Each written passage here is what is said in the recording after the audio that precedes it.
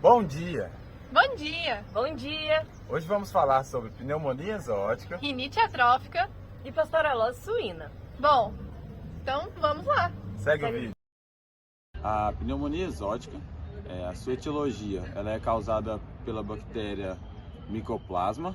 Essas são uma das características, né, do agente etiológico do Mycoplasma. Menores organismos auto-replicantes, sem parede celular, com morfologia variável, onde a sua coloração de Gram não é eficaz, sua membrana é trilaminar, compostas por proteínas, glicoproteínas, glicolipídios, fosfolipídios e colesterol, conferindo estabilidade. A patogenia, né, e a epidemiologia, elas causam lesões ao aderirem às células hospedeiro, afetando a função fagocitária e causando inflamação. A infecção respiratória destrói os cílios das células epiteliais, comprometendo a imunidade em combinação com outras infecções como pneumonia multácita tipo A e situação onde pode piorar. Os animais que são susceptíveis e portadores, né, dessa doença são os suínos, né, onde são considerados aí únicos hospedeiros. Sua fonte de infecção e meio de disseminação e vetores é o contato direto com secreções respiratórias de animais infectados ou por vias aerossóis. Porta de entrada e via de eliminação, vias respiratórias, onde os sintomas aí são tosse seca e crônica, corrimento nasal, muco, animais com pouco desenvolvimento, pelos arrepiados e sem brilho, desuniformidade de peso entre leitões da mesma idade. Alterações macro. São nas áreas aí de consolidação nos pulmões localizada, geralmente crânio ventral. Alterações microscópicas, a presença de pleurisia, aderência das membranas pleurais e a exigência de nódulos purulentos ou necróticos. Métodos de diagnósticos pode ser baseados nos sintomas clínicos, achados, né, em necrópsias, e pode-se fazer o diagnóstico também por sorologia, método de ELISA ou teste de fixação pelo complemento ou PCR. Esses testes, eles não são capazes, né, de diferenciar a imunidade passiva da imunidade adquirida por exposição natural ou vacinal. E a PCR, ela tem ganhado um espaço no diagnóstico desse agente por ser rápida, específica e não precisar de cultivo. O diagnóstico diferencial, ele deve ser feito o diagnóstico diferencial com outros agentes envolvidos em pneumonias.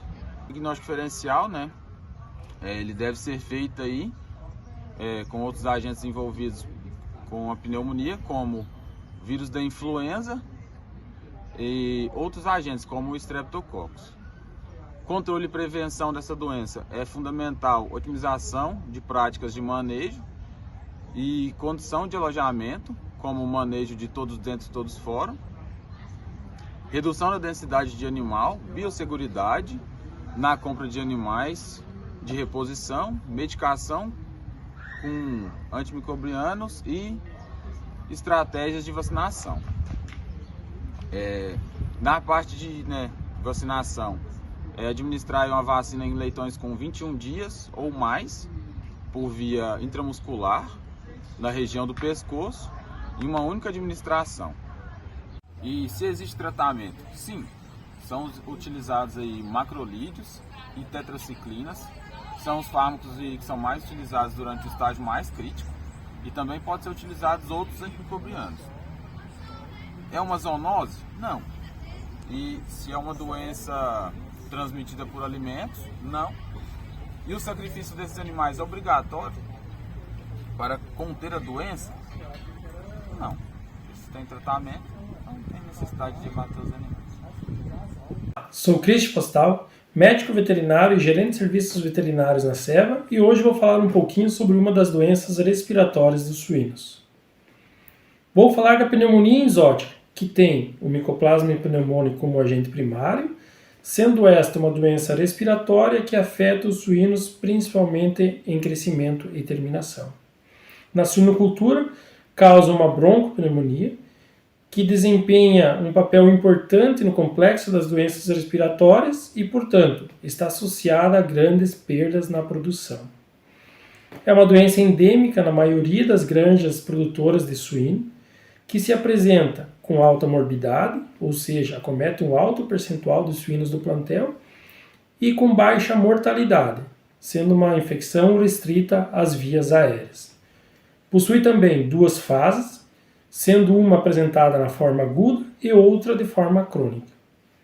Na forma aguda, então, perdura por mais ou menos 70 dias. Já na fase crônica, é quando o animal continua infectado, sem apresentar os sintomas, podendo ou não estar excretando o agente. Isso porque o micoplasma pode permanecer ativo a nível pulmonar por até 240 dias. Sua transmissão ocorre principalmente por contato direto e transmissão vertical, entre suínos de idades ou estágios de produção semelhante, sendo também possível a transmissão por via aérea entre granjas, porém somente a pequenas distâncias. Já o impacto econômico causado pelo Mycoplasma pneumoniae varia conforme a gravidade das suas lesões, onde as perdas e o aumento do custo de produção são responsáveis por prejuízos entre 2,7 a mais de $6 por animal, podendo ser ainda maiores caso tenha outra doença concomitante. Uma importante ferramenta para mensurar o impacto econômico se dá através da avaliação de lesões pulmonares, que avalia a saúde respiratória e a eficiência do programa de controle da doença em granjas, sendo uma forma de estimar qual o impacto financeiro das infecções respiratórias na produtividade. A performance zootécnica dos suínos tem relação direta com as pneumonias e o total de área lesionada. Sabe-se que quando um pulmão ultrapassa os 5% de área lesada, tem-se grandes perdas produtivas, gerando diferenças estatísticas no desempenho zootécnico desses animais. Diferenças essas principalmente relacionadas com o ganho de peso diário, conversão alimentar e também na taxa de mortalidade. E mais, para cada 1% de aumento de área lesada, tem-se uma diminuição de 1,8 gramas no ganho de peso diário, mostrando assim a importância de um bom controle da pneumonia enzótica e a busca por menores níveis possíveis de área lesada por broncopneumonia. Conhecendo todos os impactos que essa doença causa na suinocultura, a prevenção torna-se fundamental. E a melhor e de menor custo se dá através de um bom protocolo de vacinação dos animais, tanto dos leitões como também do plantel reprodutivo. Vacinar é uma boa forma de controlar a doença. Mesmo que ela não previna a infecção, é uma importante ferramenta para reduzir os efeitos deletérios das lesões pulmonares no desempenho zootécnico.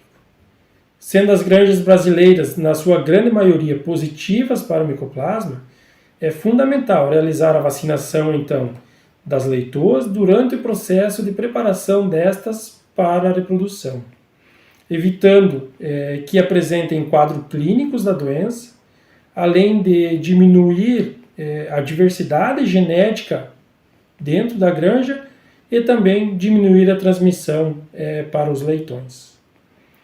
Já os leitões também devem ser vacinados contra a pneumonia enzótica, sendo que também é a melhor forma de prevenção, o que normalmente é realizado próximo ao período de desmame. Conforme mostram alguns resultados de trabalho, quando se teve uma infecção com um isolado de baixa virulência de Mycoplasma pneumoniae, não foi capaz de prevenir a doença quando foi desafiado com um isolado de alta virulência, mostrando assim a importância de se utilizar um protocolo de vacinação confiável para conseguir se fazer um controle eficaz dessa importante doença.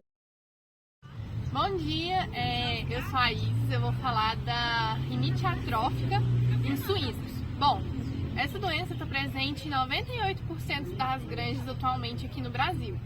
E ela é uma enfermidade infecto-contagiosa do trato superior.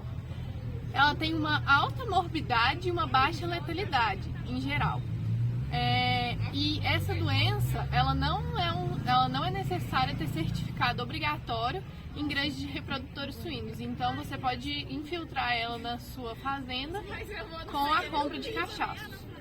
Bom, ela não é uma zoonose, não tem notificação obrigatória quando o veterinário identifica a doença e ela não é uma doença transmitida por alimentos.